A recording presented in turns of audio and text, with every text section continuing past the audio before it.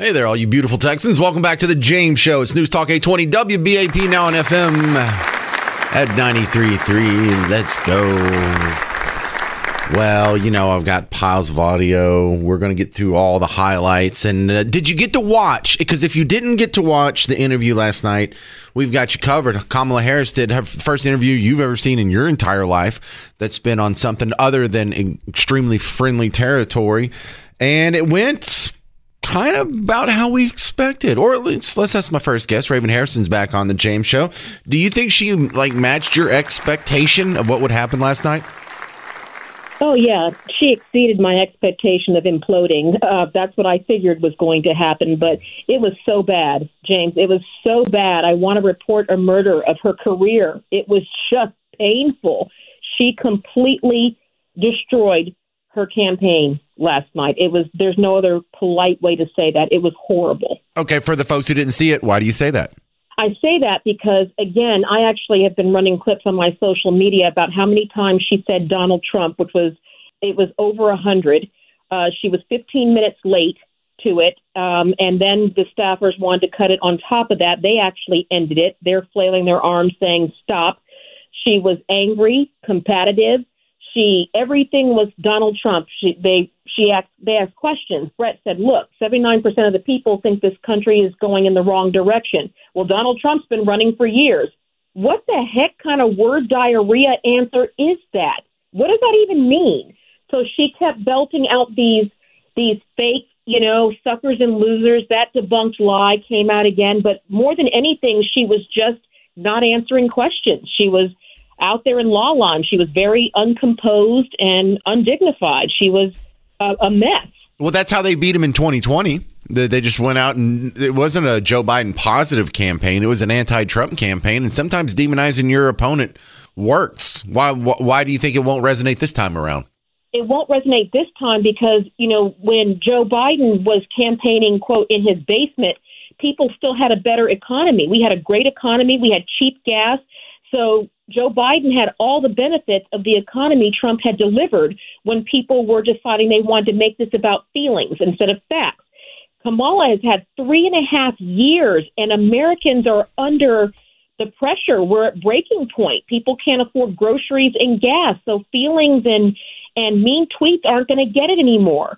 And they're hemorrhaging strong sections of their foundation, the Jewish, the black men, and everybody they're putting out there to back her up is basically making a Trump ad.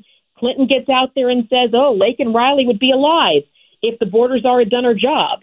And Obama's telling black men, you're idiots and stupid. By the way, you're stepping on my $10,000 suit. So do what I tell you to do. It's just been a horrific campaign, and I think they know they're panicking. What do you think Bret Baier missed? I know he got truncated on his timetable there, but I had 3 different people reach out via email and Facebook message saying she needed to be asked about the pipe bombs on January 6th or some version of that. That didn't come up. What do you think Bret Baier missed?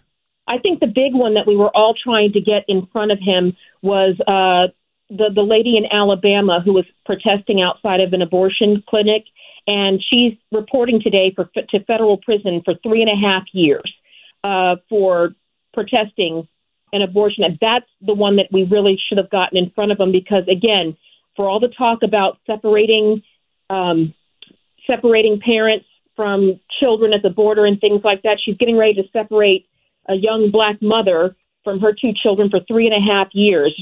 Going to have to hope and pray. So I think that was the big one. And then just basically letting her get away with, where is Joe Biden? This is a president should be making a comment today about the assassination of the Hamas leader. Why is she there? But we have all of this swirling around, and it just proves that she is unqualified, James. All kidding aside, she is unqualified to do this job, and that's why it's getting to her. She can't handle one interview. How is she going to handle Putin or Xi?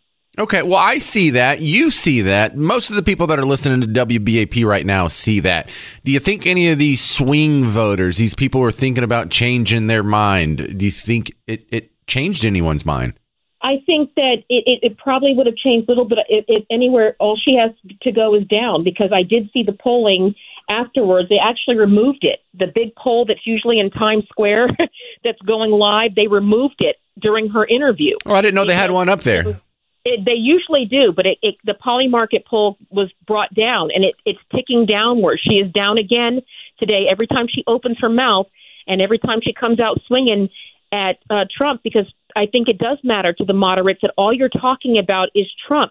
You've been in office 3.5 years, and she could change whatever she wanted to right now, and she chooses not to. She's not going to do it then. She's not going to do it now. She's not going to do it if she's installed. Raven, I get kind of jealous, and I know it's irrational, but you did a really good job on the Chris Crock show the other day. And so, I mean, I'm okay with sharing you somewhat, like with the morning show and stuff, but I really do get a little jealous when I hear you with other men. Okay. I will try to be loyal, but no, I am really grateful that you guys are really out there trying to get the news and information out. And that's what I really want people to do. Is this is not a fact and a feeling. This is real world. And we only got one more time to get this right. Well, look, kidding aside, y'all actually have that same sort of personality where y'all can sort of rev each other up, because I hear you getting revved up by the end of our segment. Sometimes you're a little more excited than you were at the beginning. And Croc has the same sort of personality, so I thought that was a pretty good fit. Also, I learned that, did you say you were Native American? I am. Yes, I'm a Cherokee and Lakota Sioux hybrid. Okay, I had no idea what you were. In 2024, if I ask, I might get fired. So I'm just glad it naturally came up in conversation, so I don't look like a weirdo. Well, most people are not perpetually offended. So I always tell people, it is. I'm very proud of it, and I'm Texas born, so I love that I've got the tomahawks, but I have Texas tea running through these veins. Right. It's never a good look for like a middle-aged white guy to go, "What are you?" It's never good. But it happens more than you realize. Right, I bet. So theroarpack.com is what she's got going on. What do you guys got going on at the Roar Pack these days? We are helping these people vote. We're helping the North Carolina flood victims that are displaced vote. And we are basically just encouraging people to get their early voting and getting out there and reminding them that your vote does matter. People died for that right. So be worthy of the sacrifice they made for us. Thank you very much, Raven Harrison. Good to have you on the show. Appreciate your time. Thanks, James. All right. Thank you very much. I would like to hear your thoughts. You heard what Raven Harrison thinks. Let me ask you, 800-288-9227. If you saw the interview, I would love to hear your opinion. Raven said it was a huge embarrassing failure for Kamala Harris. I thought, look, all she had to do was get through it in a decent enough fashion to give the people who already love her an excuse to continue loving her. And I think she accomplished that. I don't think she won anybody over, but I didn't see a disaster. Did you? 800-288-9227. Now, for those of you who didn't see the interview last night, I'm going to come back and play some audio clips, but I've been listening to WBAP all day. I heard what the morning show played and Bartholomew played. I heard some of what Dan Bongino played. I'm going to play you some of the other clips you probably haven't heard yet coming up on the James Show. I'm James Parker. It's News Talk 820 WBAP, now on FM at 93.3. Hey there, welcome back to the James Show. It's News Talk 820 WBAP, now on FM at 93.3. Kamala Harris did her first interview on enemy territory, just to have a little fun with the parlance of our times. And it didn't go too well for her, but I thought it was kind of close to what I expected. She wasn't going to have answers for these hard questions. This is the first time she's been asked hard questions. She should have had prepared answers for some things that she didn't.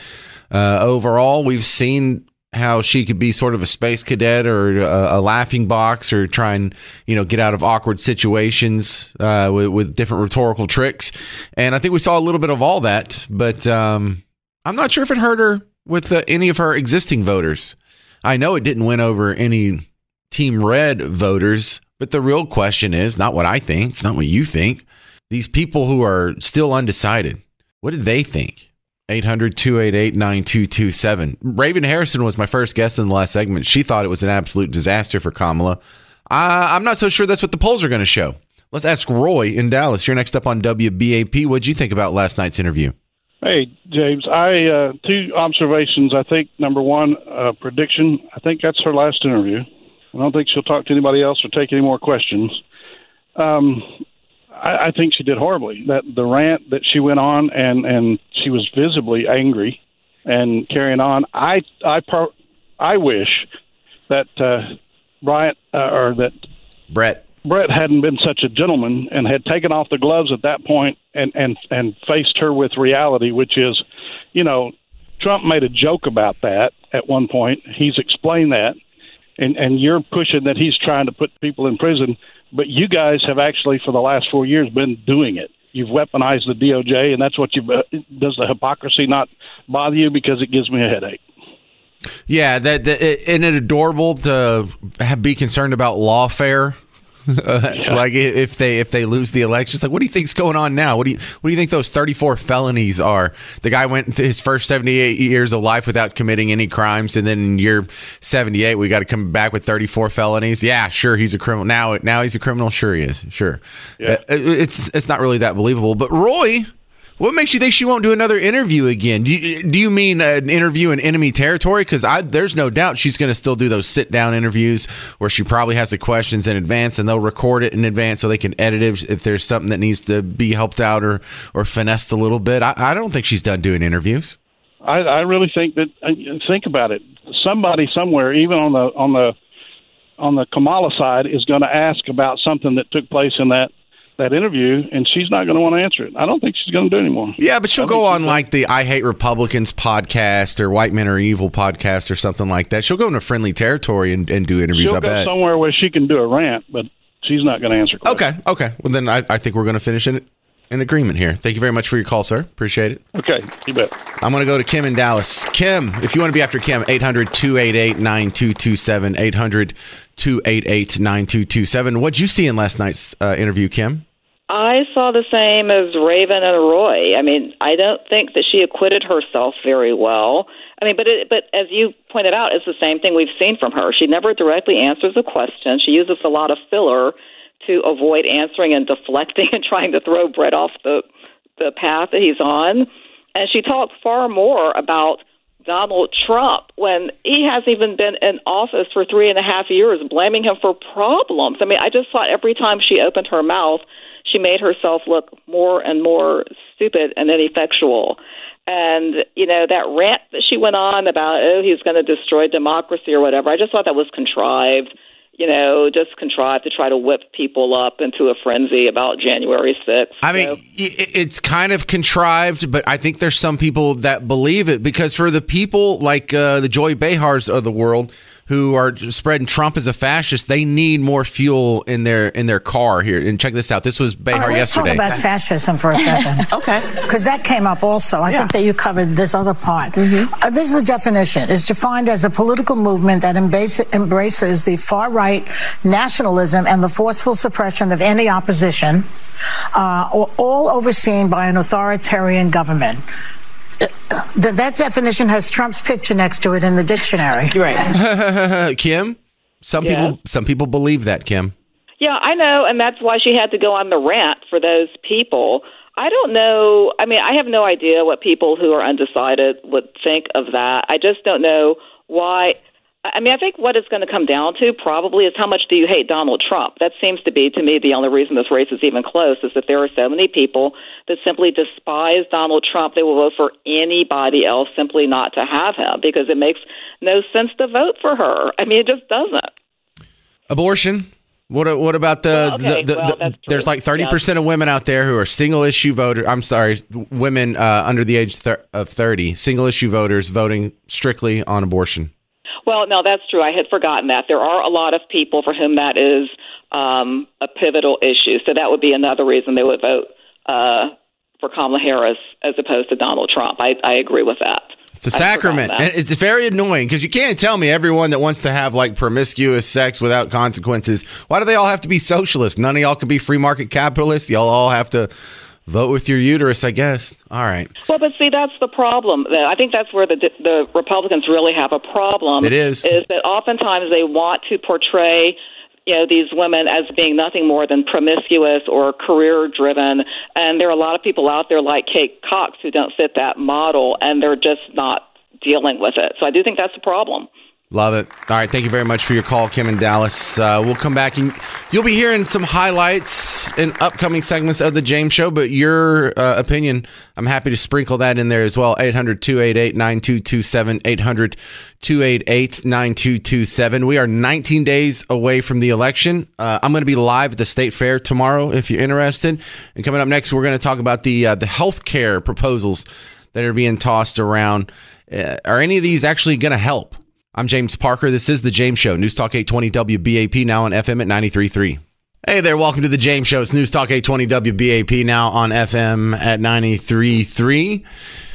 Your opinions on last night's interview, Kamala Harris on Fox News.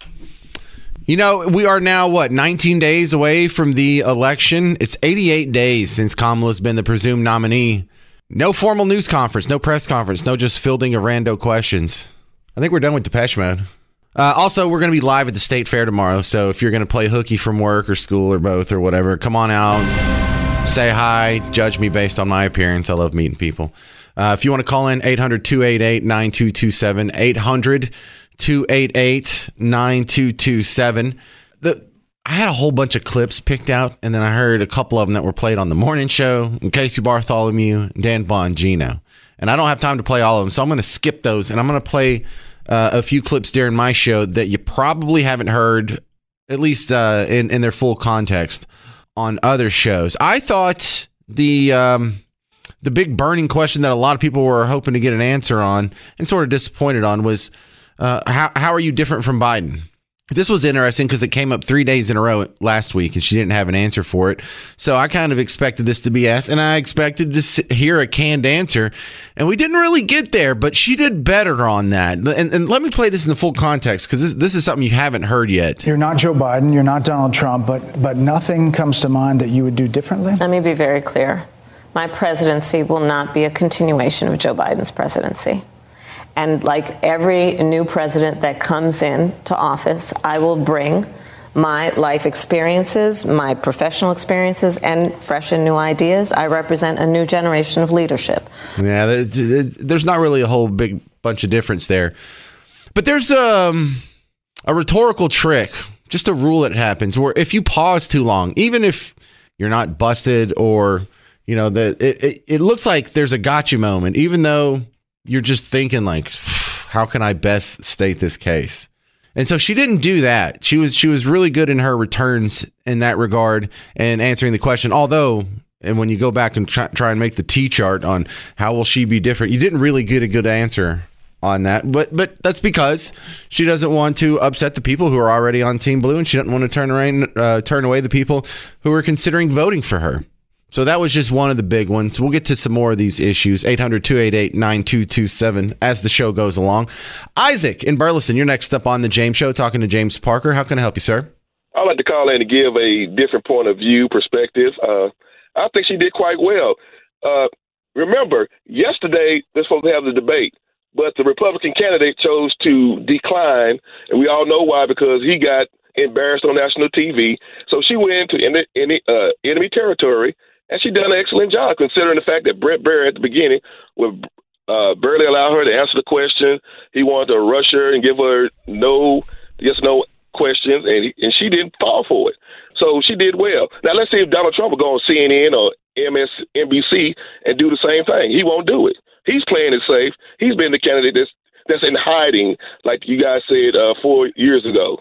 Okay, but every interview that he has done his entire life that wasn't with Fox News or a talk radio guy like me has been on enemy territory. So it's not like he won't go into enemy territory. He's not willing to do it. Like, he's not willing to do 60 Minutes, but he's done it before, and he's already seen how they go back and re-edit the stuff and change his answers, and how they changed her answers this time around. And when she was on 60 Minutes a couple weeks ago, they still haven't released the full unedited video and audio together to see what was truly said and what her answers really were and how much of it was edited. So look, I think your perspective is important, though, because you're calling from the point of view of Team Blue, and that's what really matters here. Does anybody who supported her, were they put off of their position? And it doesn't sound like you were turned off at all. No, actually, I believe she might have gained the confidence of those people who are in the middle and those Nikki Haley, Liz Cheney Republicans who are kind of iffy right now about her, because she seemed presidential. She seemed strong and stern. She did that first during the debate with Donald Trump when she walked up to him, shook his hand, and now Britt Baer. She's giving people confidence that she can handle the position. Yeah. So do you know any of these Nikki Haley, Liz Cheney style Republicans? Because I see them on TV, but I don't know any personally. Not to say that they don't exist. They're just not in my sphere. Well, I know a couple. And again, My spirit is totally different than yours, but I do know a couple, and they're concerned about democracy. Again, the previous president, you guys may not agree with it, but millions and millions of people see that as an insurrection that took place on January 6th. He has stated that he will be willing to imprison people. And I know one guy talking about we're already doing it. No, we're not, because the grand jury indicted Donald Trump in all 4 cases, not the DOJ and not the government officials. Okay, they didn't have a grand jury on all of those, but fair enough. They did. I think they did on like 3 out of 4 of them. But your point stands. You know who I would like to hear from? Someone who is one of those that small sector of the Republican Party. We used to call them neocons, but that Liz Cheney, Nikki Haley, sort of Mitt Romney crowd. I'd like to hear from you. 800-288-9227. And good to hear from you again, Isaac. Thanks for calling in, bud. All right, have a good one. All right. There's your Team Blue perspective. Do any of those people actually exist? Because I don't really know them. I don't know these people, and just like I don't in my own personal orbit know people who really think men can have babies. That's sort of the equivalent on Team Blue. I know a lot of people who are sort of sympathetic and will vote for in a similar fashion as those people, but every Democrat or Team Blue sympathetic friend that I have behind closed doors and away from the sensitive ears, delicate ears of the general public will tell me, no, men can't have babies. I believe in all that Democratic stuff up to a point, but not that far, Parker. I don't know any one of those. 800-288-9227, 800-288-9227. I'm doing the keyword here for the trip to Las Vegas to see Motley Crue at the park at MGM. You text the word LET, L-E-T, right now to 95819. That's LET, L-E-T, to 95819 for another entry for your chance to win. I'm going to give you another cue to text in before the end of the show today, so keep it right here. Thank you for our prizes provided by Big Machine Rock and Live Nation. For full rules, go to WBAP.com. I'm James Parker. This is The James Show. News Talk 820 WBAP, now on FM at 93.3. Hey there, all you beautiful Texans. Welcome back to The James Show. It's News Talk 820 WBAP, now on FM at 93.3. Yeah, let's go. So I'm still not done playing you highlights from the interview last night. I know for the people just joining us, James, you're in your second hour. How many clips do you have? Well, I have a few, but we've been taking a lot of good calls, and I've been benevolently interrupted in a good way. So if you want to interrupt as well, 800-288-9227, because we're just trying to figure out, overall, did this interview help or hurt her cause? Because the speculation was that in order for her to do this, to be compelled to do this in the first place, she must have some internal polling that doesn't look too good. So do you think she stopped the bleeding on that? 800-288-9227. Let's ask my next guest. Presley Baker's back on The James Show. Presley, what do you think? Do you think overall the interview she did on Fox News with Brett Baer was a help or a hurt? You know, I think you're right. I think that clearly she got some numbers that she wasn't happy with in one or all of the 7 major states in play, and decided that she needed to reach out to some Republicans that maybe aren't super happy with Donald Trump. And I don't think it helped her. I don't think she said anything that people couldn't have guessed that she would have thought. You know, I don't think she brought anything novel to the table last night. Well, I think she may have stopped the bleeding. I think there were people who were supportive of her, just naturally speaking, because they're Team Blue and they sort of default that way. But they've been sort of, I don't want to say disheartened or dispirited, but their enthusiasm was waning so much so that support was slipping. And this may have stopped maybe some of the slippage. I'm just trying to be positive here. I totally could see that, because I think a lot of her biggest criticism, and honestly one of mine, was that she hasn't really been doing any hard-hitting interviews with any real professional journalists interviewing her. And I think that was mainly to dissuade those people in the middle that are more moderate, that are looking at policies and looking at things like that more closely with a microscope, and just to prove that she could handle herself in that kind of setting. But I still don't think she was that impressive, but Well, what do you think was the most important thing that wasn't brought up at the debate? You know, I have had 3 different people send me a message, either via email or Facebook, saying they were hoping she would get asked about not just January 6th in general, but where was she on January 6th? What about those pipe bombs that were found outside the DNC? There was initially reports of an attempted assassination on the vice president's life, and that there's been no talk of it since. What's going on there?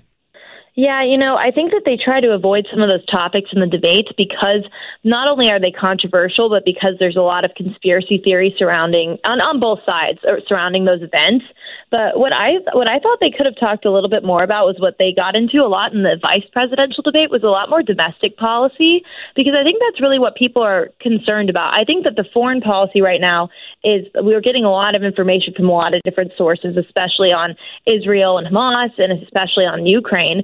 So I think they hear a lot of that from Kamala Harris and from Donald Trump. I think that people were really looking to hear more about housing prices and affordability than they did, besides that Kamala Harris is from a middle-class family. I am surprised that the plagiarism claims haven't been brought up. You know, I started this week, I believe it was on Monday or Tuesday's show, we talked about how someone had showed more than a dozen passages from her book in 2009 had been lifted without, proper citation or quotes or whatever you're supposed to do. And boy, that story got memory hold before it could even get legs. It really did, and especially now that the Hamas leader's been killed, it's really going to get buried and not come back. I think. I think especially this close to the election, something like that should matter to people, but it doesn't as much as other events. All right, tell me about your side projects. So what are you doing now? Are you doing the Baker Report, the Casual Critic? I know you had a few irons in the fire. Yes, so we're doing the Baker Take, and that's my current podcast, and that's definitely the best way to find me. And it focuses on all things political, but also keeps things light with some sports and other lifestyle topics. So, and when you come out with episodes, we come out with episodes weekly on Wednesdays. Thank you very much. There she is, Presley Baker from the Baker Take. I appreciate your time and your opinions on the James Show. Thank you. All right, and now let me ask you the same thing I was asking Presley. A couple of questions here. Overall, now that you've either heard the interview itself or at least some highlights from it, do you think this helped or hurt her cause? And also, I really like having the conversation about the things that were left out. Not that Brett Baer didn't do a good job, but he really had about 20 minutes of total time, which means some stuff was necessarily going to get left on the cutting room floor. And so when you only have, 26 minutes of total interview time, some of it was filibustered out. He didn't get to it. Abortion wasn't on the menu. There was scant talk about inflation or housing. There wasn't a whole lot of talk about no talk about the plagiarism scandal. So there's a lot of stuff that was missed. What did you think was missed? 800-288-9227, 800-288-9227. A couple more audio highlights from the interview next on The James Show. I'm James Parker. It's News Talk 820 WBAP, now on FM at 93.3. Hey there, welcome to The James Show, News Talk 820 WBAP, now on FM at 93.3. What's up, Thomas? Some people just sent me a message. What's up? Well, what's up with you? I'm in the middle of a show. What are you doing? 800-288-9227. 800-288. That spells WBAP. And so we're going over the latest little soundbite snapshots that we have from Decision 2024 in the form of Kamala's first interview that wasn't on friendly territory last night. And Fox News special report with Brett Baer. I thought he did a pretty good job. I thought she did an okay job. I mean, it was about in line with my expectations. What did you see? Did this help or hurt her? 800-288-9227. Lynn in Corsicana, you're next up on WBAP. What'd you see last night? Well, I watched the whole interview, and I'm not sure that she hurt herself or helped herself, really. But what I noticed was that every time Brett asked a question, she would just revert to bad-mouthing Trump. I mean, the same old comments that they always make, that he was a threat to democracy and a liar and all these things that they normally say. So, but it works. I wasn't really that impressed. It works. That's not new. That's what they have done any time that they needed to take a guy down and kind of twist public opinion against him. They just repeat it. They have their betters in the media that help amplify it and pass that along. And the reason they do it is because a lot of times it works. Now, it didn't work in 2016, only because they had a far more contemptible candidate themselves. But I think that's the best thing she has going for her right now. Well, it's basically going for her because going to do and all of these policies that she claims to have changed her position on. My feeling is that once she gets elected, she's just going to revert back to the same old radical leftist policies. Right. And for those of you who didn't hear the interview, I'll give you a great example of what Lynn in Corsicana is talking about, because you could hear like I was feeling exactly what you're feeling, Lynn. She kept steering back into Trump no matter what it was, whether it was the border, let's steer it back into Trump, or what about trans issues with prisoners? Let's steer it back into Trump. One of them was she was asked about the Biden decline, which I thought was, and thank you for your call, Lynn in Corsicana. I thought this was a great question to ask. At what point did you notice Biden was no longer fit? Which is a loaded question, kind of a brilliant question. It's like, how long have you been beating your wife sort of setup right there? Because to answer the question, she has to admit that this guy is unfit for office, which puts her in a more awkward situation. Why is he still there? So watch her dance around this. And yeah, Lynn's right. It just steers back into Trump no matter what happens. When did you first notice that President Biden's mental faculties appeared diminished? Joe Biden, I have watched from the Oval Office to the Situation Room, and he has the judgment and the experience to do exactly what he has done in making very important decisions on behalf of the American people. There were no concerns raised? Brett, Joe Biden is not on the ballot. I understand. And Donald Trump but is. You talked about it. And Donald Trump After George Clooney said within a few minutes of talking to President Biden at a fundraiser that he thought this was not the same Joe Biden that we saw on the debate stage. Donald Trump is on the ballot. I understand. You met with him at least once a week for 3.5 years. You didn't have any concerns? I think the American people have a concern about Donald Trump, which is why right the back people into who know it. There him you go. best. That's what Lynn was talking about. We don't even have to finish that. There you go. That was great. Always coming back to it. Now, Lynn, you're right. A lot of people saw that. A lot of people found it frustrating, but that was clearly part of her strategy there. Another question this is one that I haven't heard. I probably wasn't going to do this, except all my other good sound bites that were taken up by Bongino and Bartholomew and WBAP Morning Show. And I bet you Mark Levin's going to play them after this show. But here's one that I hadn't heard anywhere else that I thought was a very good platform policy-based criticism here. Not so-and-so's mean or a threat to democracy or a fascist. No, the actual, your record. She supported taxpayer-funded transition surgeries for prisoners. Now, this is going to be a very unpopular issue because most Americans, I think probably even most voters on Team Blue, wouldn't be for this. So how does she get around it? She's never been asked about this before. Kamala supports taxpayer-funded sex changes for prisoners. Surgery. For prisoners. For prisoners. Every transgender inmate in the prison system would have access. So are you still in support of using taxpayer dollars to help prison inmates or detained illegal aliens to transition to another gender? I will follow the law, and it's a law that Donald Trump actually followed. You're probably familiar with, now it's a public report, that under Donald Trump's administration, these surgeries were available on a medical necessity basis to people in the federal prison system. And I think, frankly, that ad from the Trump campaign is a little bit of like throwing stones when you're living in a glass house. The Trump aides say that he never advocated for that prison policy and no gender transition surgeries you know what? You got to take responsible for what happened in your administration. Yeah, no surgeries happened in his presidency. It's in black and white. Would you still advocate for using taxpayer dollars for gender reassignment surgeries? I will follow the law, just as I think Donald Trump would say he did. You would have a say as president.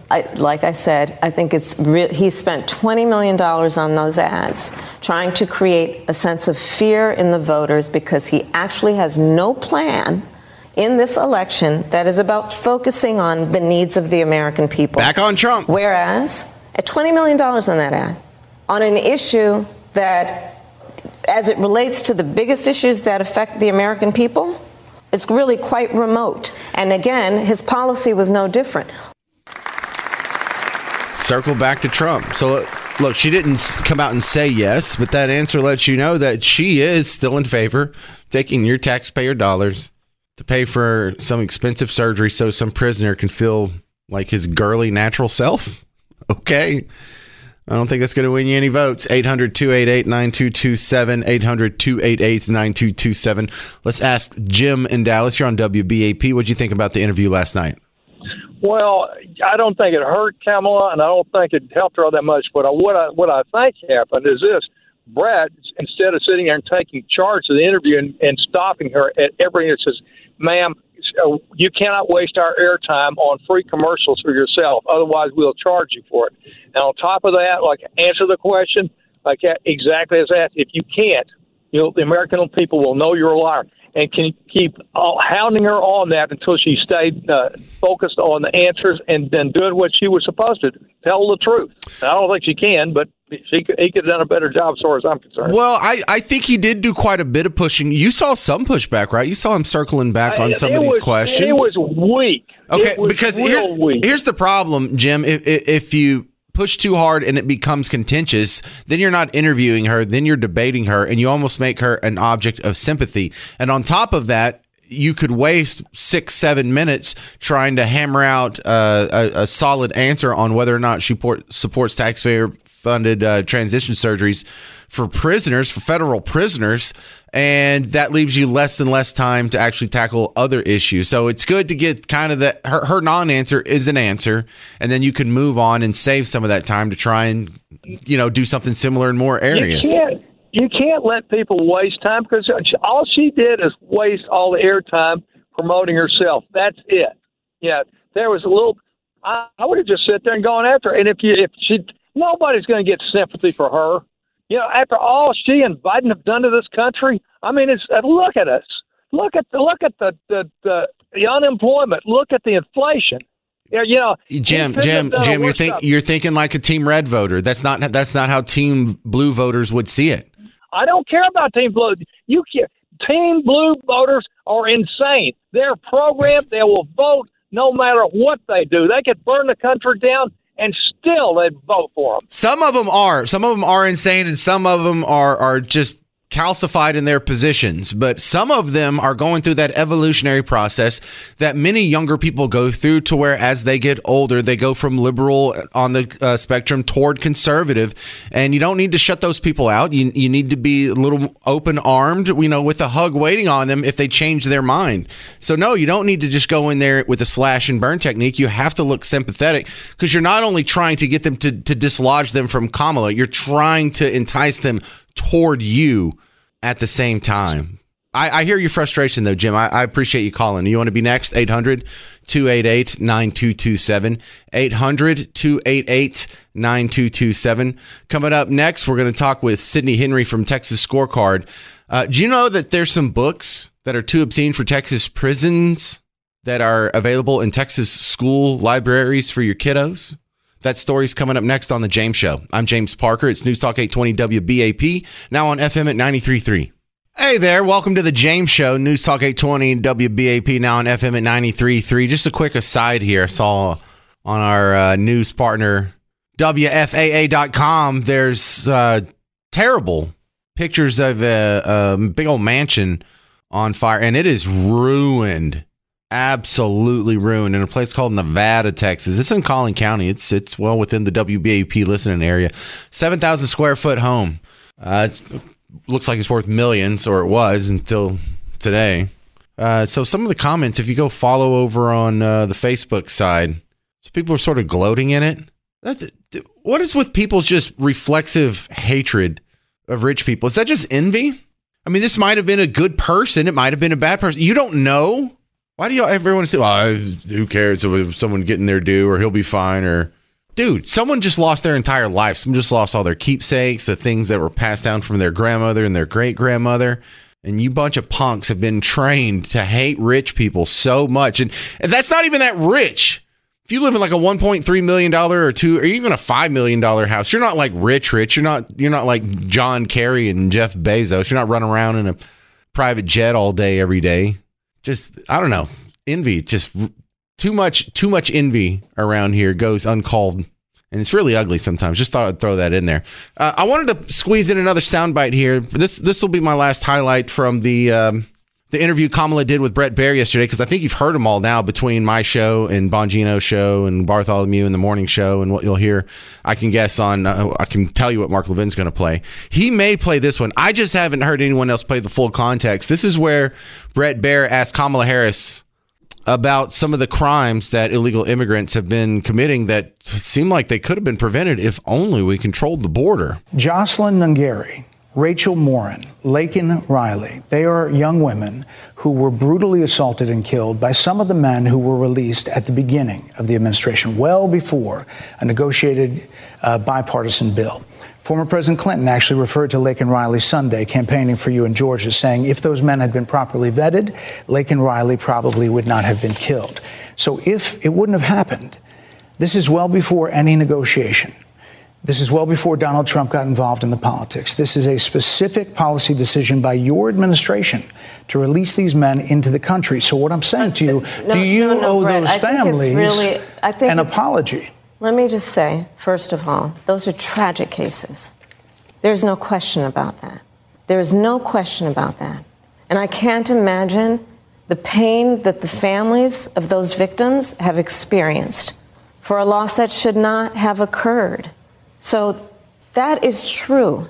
It is also true that if a border security had actually been passed 9 months ago, it would be 9 months that we would have had more border agents at the border, more support for the folks who are working around the clock trying to hold it all together. Madam Vice President. To ensure that no future harm would occur.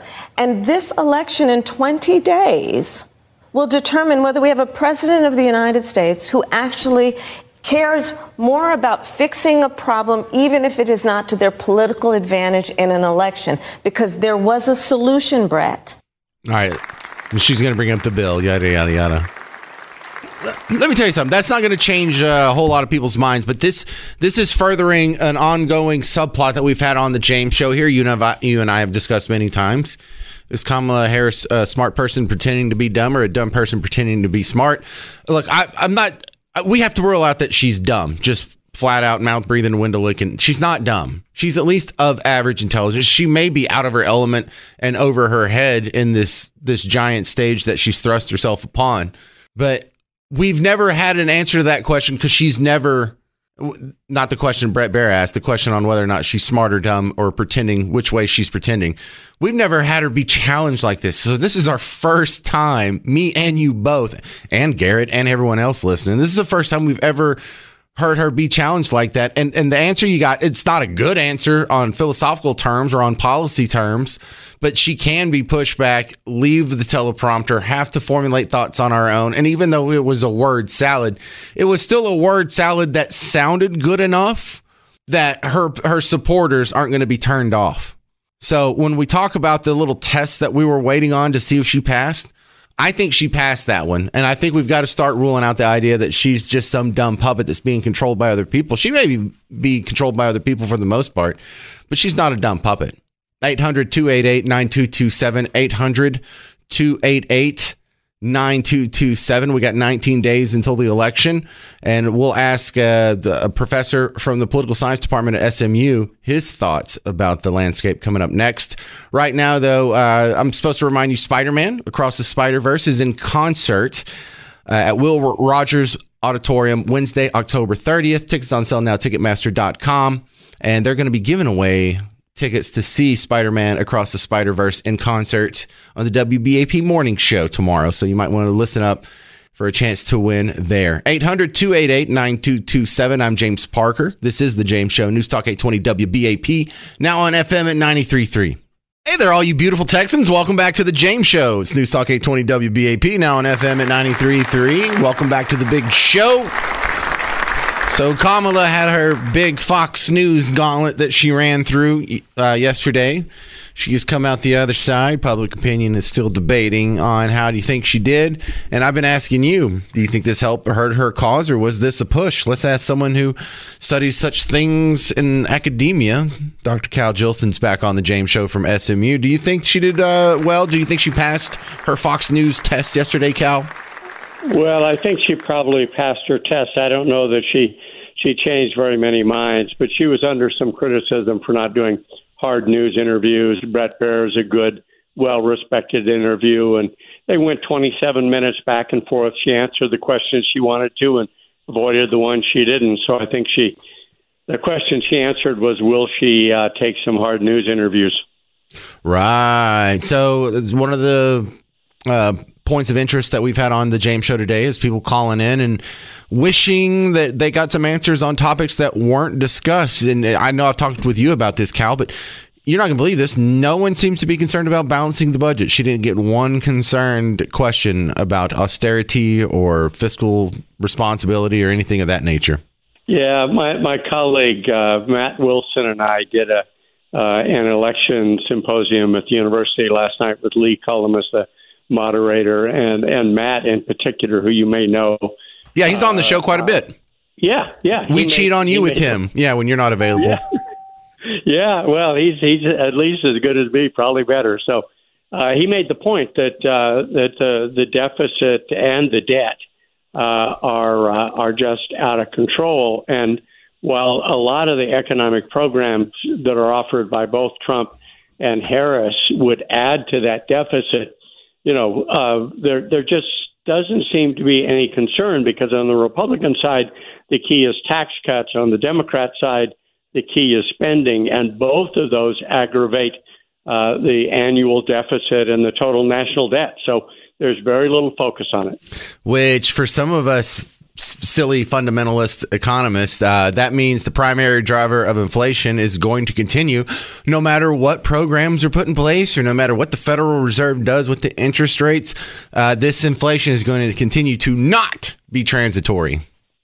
Yeah, I think that the Fed has the inflation rate down to about 2.6%, something like that, and they're going to work hard to keep it there. And as long as they keep it in that 2 to 3% range, I think people will learn to live with that little bit of inflation. But it is the case that a national debt that approaches 100% of GDP is a danger, because sometimes you have to increase the national debt during time of war to combat an economic downturn.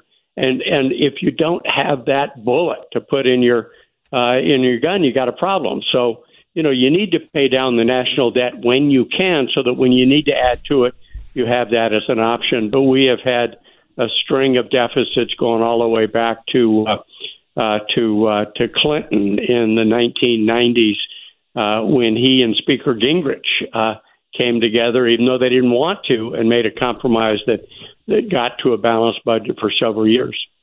Well, do you have an opinion on what the biggest issue that was left out of the interview yesterday? I figured on Team Red or people who are more conservative, limited government minded, they'd probably like to hear more on the austerity side. For Team Blue, they probably missed a question about abortion that wasn't brought up. What do you think was one of the bigger oversights? Yeah, I watched only about half that interview, and they got stuck on the immigration and border issue at the very beginning of that. And Brett Baer, who I like over the years, was pushing hard on that and ate up a lot of the time that was available. So they didn't get to a good number of issues. I think what most people would really like to hear is a better articulation of the economic program that both of these candidates are offering. Trump is featuring tariffs, and Harris is featuring what she calls an opportunity economy. But I think a lot of voters still want to understand how tariffs are going to be paid by the exporting country rather than by the people who buy the goods in the United States, because most economists understand it in the latter way, that the tariff is paid by the people in this country that buy those goods. So that needs to be explained. And I think the idea of an opportunity society, which we all want, needs to be explained in more detail as well, so people can feel more comfortably informed. As a political science professor, do you have a strong opinion or explanation for this story that, like you heard Kimberly James on the latest news update, talk about the guy that's scheduled to be executed, but the guy that put him away is saying he's innocent? Do you have any insight on that? You know, just what I read in the newspaper, but I do have a chapter in one of my Texas politics books on crime and punishment in Texas. And so this is not the first time that the state of Texas has executed a guy on evidence from a decade or 2 decades earlier that is in question at the time of the execution. And oftentimes it's because an execution was scheduled before DNA, and DNA comes and shows that wasn't the guy. So there are some examples like this. And there do seem to be a lot of people, both Democrat and Republican down in Austin, who have real reservations about this. And so common sense would say, under those circumstances, slow the damn thing down and take a close look. All right. Love it. Thank you very much for your time again, Cal Jillson. I appreciate you being on the James Show. All right, buddy. Your thoughts, 800-288-9227, 800-288-9227. If you saw the interview, the question for you is, do you think she helped or hurt her cause more? Coming up next, a few sound bites from the archives today. Not from the archives, from the soundbite roster. It hadn't been put in the archives yet. This is the new stuff. New fascism accusation against Trump, and a couple of sound bites from Biden that you're going to be concerned about his health. I mean, we knew he was a space cadet, but it's looking worse by the day. You'll hear it next on The James Show. News Talk 820 WBAP, now on FM at 93.3.